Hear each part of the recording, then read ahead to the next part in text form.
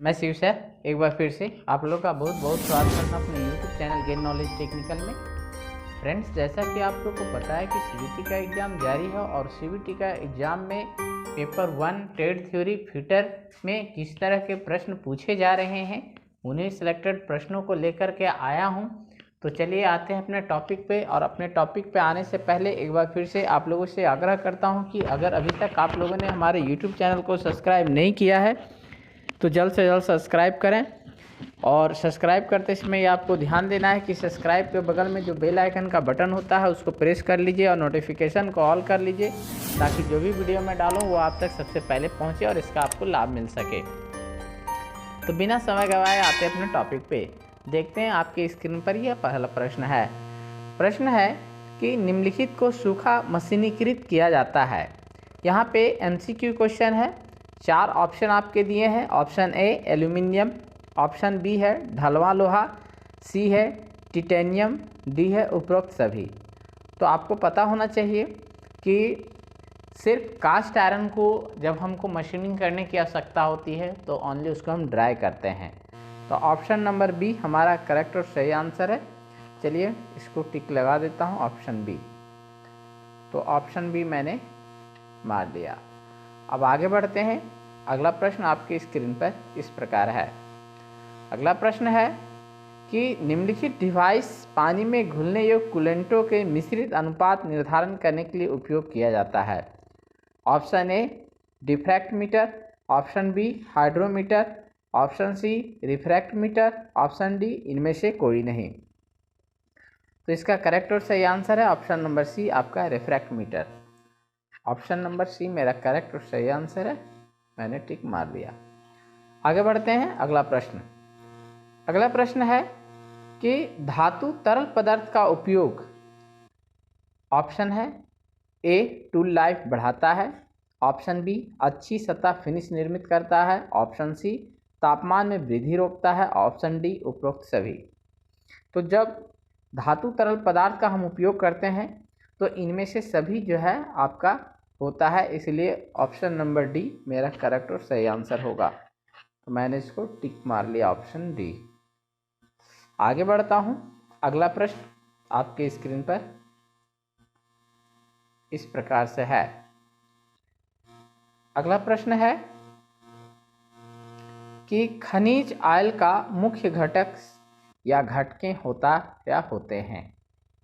मतलब जो हमारा खनिज ऑयल होता है वो कहाँ से प्राप्त होता है उसके बारे में बताया गया, उसमें क्या मिला रहता है ये पूछा गया है।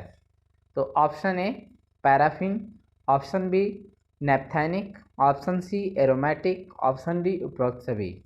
तो देखिए खनिज ऑयल का जो मुख्य घटक होते हैं जिसको हम इंग्रेडिएंट्स कहते हैं वो है हमारा ये तीनों। तो ऑप्शन नंबर डी मेरा करेक्ट और सही आंसर होगा। चलिए ऑप्शन नंबर डी को हम टिक मार लेते हैं, ऑप्शन डी करेक्ट और सही आंसर है। आगे बढ़ता हूं। अगला प्रश्न आपकी स्क्रीन पर इस प्रकार है। प्रश्न है कि निम्नलिखित का उपयोग कठोरता की उच्चतर डिग्री प्राप्त करने के लिए एक समन मतलब क्विंचिंग जिसको कहते हैं माध्यम के रूप में ताप उपचार प्रक्रिया में किया जाता है। ऑप्शन ए है खनिज तेल का, बी है वसा अम्ल जिसको हम फैटी एसिड बोलते हैं, सी मोम, डी ग्रेफाइट स्थगन। तो देखिए ये जो हार्डनेस लाने के लिए हम लोग जो क्विंचिंग का उपयोग इसमें करते हैं हाई डिग्री टेम्परेचर पर, वो है हमारा वसाम जिसको हम फैटी एसिड कहते हैं। तो ऑप्शन नंबर हमारा जो डी है वो करेक्ट, ऑप्शन नंबर बी मेरा करेक्ट और सही आंसर है। चलिए मैं टिक मार लिया, ऑप्शन नंबर बी। चलिए फ्रेंड्स आगे बढ़ते हैं और अगला प्रश्न देखते हैं। अगला प्रश्न आपकी स्क्रीन पर है। निम्नलिखित में से किसको कटिंग तरलों में मिलाया जाता है जिससे साबुन फिल्म कागजखंड एवं औजार और चिप एवं औजार फेस के बीच निर्मित होता है। Option A sulphur, option B chlorine, option C दोनों का और खा, ऑप्शन डी इनमें से कोई नहीं। तो इसका करेक्ट और सही आंसर आपका है ऑप्शन नंबर सी, सल्फर और क्लोरीन दोनों। तो ऑप्शन सी मेरा करेक्ट और सही। आगे बढ़ते हैं और अगला प्रश्न देखते हैं। अगला प्रश्न आपकी स्क्रीन पर है। घुलने योग्य ऑयल का उपयोग डैश में कटिंग तरल के रूप में किया जाता है। ऑप्शन ए काटने के कार्य साइंग, ऑप्शन बी ड्रिलिंग और boring, option C reaming, option D उपरोक्त सभी। तो यहाँ पे जो घुलने योग्य ऑयल का उपयोग उपरोक्त सभी में कटिंग तरल के रूप में किया जाता है, इसलिए ऑप्शन नंबर मेरा जो डी है वो करेक्ट और सही आंसर है। चलिए मैंने टिक मार लिया। आगे बढ़ता हूँ और अगला प्रश्न आपके स्क्रीन पर है।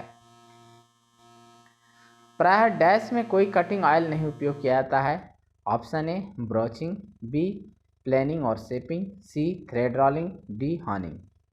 तो जैसा कि आपको पता होगा कि ब्रोचिंग में, थ्रेड रोलिंग में और हॉनिंग में जो है कटिंग ऑयल का उपयोग किया जाता है, परंतु जो है प्लेनिंग और शेपिंग में कटिंग ऑयल का उपयोग नहीं किया जाता है। इसलिए हमारा ऑप्शन नंबर जो होगा वो बी करेक्ट और सही आंसर होगा।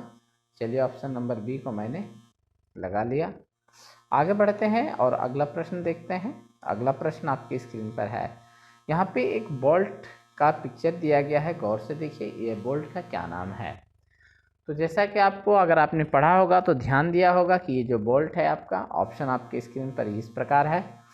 पहला ऑप्शन है आपका A gib headed foundation bolt, B cotter foundation bolt, C through foundation bolt और डी आई फाउंडेशन बोल्ट। तो ये हमारा 4 ऑप्शन है, जिसमें से हमारा सही और करेक्ट आंसर है ऑप्शन नंबर डी। ये हमारा आई फाउंडेशन बोल्ट है, इसलिए हमने टिक मार लिया। आगे बढ़ते हैं और अगला प्रश्न देखते हैं। अगला प्रश्न आपकी स्क्रीन पर है। डैश का उपयोग कूलेंट से ट्रम्प ऑयल या सम्प ऑयल अलग करने के लिए किया जाता है। ऑप्शन ए चुंबकीय से जो है सेपरेटर, बी स्कीमर, सी रोटेटिंग स्पिंडल, डी उपरोक्त सभी। तो स्कीमर का उपयोग जो है कूलेंट से ट्रम्प ऑयल अलग करने के लिए किया जाता है, इसलिए ऑप्शन नंबर मेरा बी करेक्ट और सही आंसर है। चलिए आगे बढ़ते हैं और अगला प्रश्न देखते हैं। अगला प्रश्न आपकी स्क्रीन पर इस प्रकार है। अगला प्रश्न है कि निम्नलिखित में से कौन सा पैरामीटर केंद्र रहित मतलब सेंटरलेस ग्राइंडिंग में अक्षीय फीड दर पर प्रभाव डालता है। ऑप्शन ए है आपके रेगुलेटिंग व्हील व्यास, बी है ग्राइंडिंग और रेगुलेटिंग व्हील के अक्ष के बीच कोण, सी है रेगुलेटिंग व्हील की गति, डी उपरोक्त सभी। तो ये फ्रेंड्स आगे बढ़ते हैं और अगला इसको मैं टिक मार लेता हूँ। ऑप्शन नंबर मेरा डी करेक्ट और सही आंसर है। चलिए डी को मार लिया। आगे बढ़ते हैं, अगला प्रश्न देखते हैं। अगला प्रश्न है कि हाइड्रोलिक ऑयल डैश संकोचनीय मतलब कंप्रेसेबल होता है। ए बिल्कुल नहीं, बी बहुत ज़्यादा, सी बहुत कम, डी इनमें से कोई नहीं। तो हाइड्रोलिक जो ऑयल होते हैं वो जो कंप्रेसेबल होते हैं बहुत कम होते हैं, इसलिए ऑप्शन नंबर मेरा सी करेक्ट और सही आंसर है। आगे बढ़ता हूँ और अगला प्रश्न आपके स्क्रीन पर है। पावर इक्वल टू होता है टॉर्क गुने, ऑप्शन ए है वेग, बी आरपीएम, सी बल, डी क्षेत्रफल। तो पावर इक्वल टू होता है टॉर्क गुने आरपीएम, इसलिए ऑप्शन नंबर मेरा बी करेक्ट और सही आंसर है। चलिए आगे बढ़ते हैं और अगला प्रश्न है। अगला प्रश्न है कि डैश हाइड्रोलिक प्रणाली में मुख्य प्रस्तावक होता है। आपके ऑप्शन है ए तेल, बी विद्युत मोटर, सी पाइप और डी इम्पेलर। यहाँ पे बोला कि डैश हाइड्रोलिक प्रणाली में मुख्य प्रस्तावक होते हैं, तो आपका तेल, पाइप, इम्पेलर अलग, लेकिन यहाँ पे जो आपका विद्युत मोटर होता है वो मुख्य प्रस्तावक होता है। चलिए ऑप्शन नंबर बी करेक्ट और सही आंसर है। अगला प्रश्न आपके स्क्रीन पर है। पंप की शक्ति बराबर डैश गुने आयतन प्रवाह दर होता है। ए वेग, बी आरपीएम, सी बल, डी दाब। तो ऑप्शन नंबर डी आपका करेक्ट और सही आंसर है, ऑप्शन नंबर डी। आगे बढ़ता हूँ और अगला प्रश्न, अगला और अंतिम प्रश्न है ये। 1 HP इक्वल टू कितना वाट होता है। Option A 746, B 1000, C 100, D 764। तो आपको ध्यान देना है कि 1 HP बराबर होता है 746 वाट। तो ऑप्शन नंबर आपका ए करेक्ट और सही आंसर है। तो फ्रेंड्स आज मैंने आपको कुल 16 प्रश्न कराए और बहुत ही इम्पोर्टेंट प्रश्न हैं। जो सेकंड ईयर के विद्यार्थी हैं उनके लिए है ये प्रश्न, और जो फर्स्ट ईयर के हैं उनके लिए भी जो है प्रैक्टिस के लिए काफ़ी अच्छा है। साथ ही साथ जो है आपको जो अगर कंपटीशन की भी तैयारी आप कर रहे हैं तो वैसे जो है स्टूडेंट्स के लिए भी ये बहुत ही अच्छा प्रश्न है, और इन प्रश्नों को हल करने की आवश्यकता है। ऐसे प्रश्न अगर आप हल करके जाते हैं तो कंपटीशन में आप ज़्यादा से ज़्यादा क्वेश्चन अटैम्प्ट कर पाएंगे। तो फ्रेंड्स, उम्मीद करता हूँ कि ये वीडियो आपको अच्छा लगा होगा। आपको वीडियो कैसा लगा आप कमेंट्स करके हमको बता सकते हैं। तो आज के लिए इतना ही, बहुत बहुत धन्यवाद। Thanks for watching.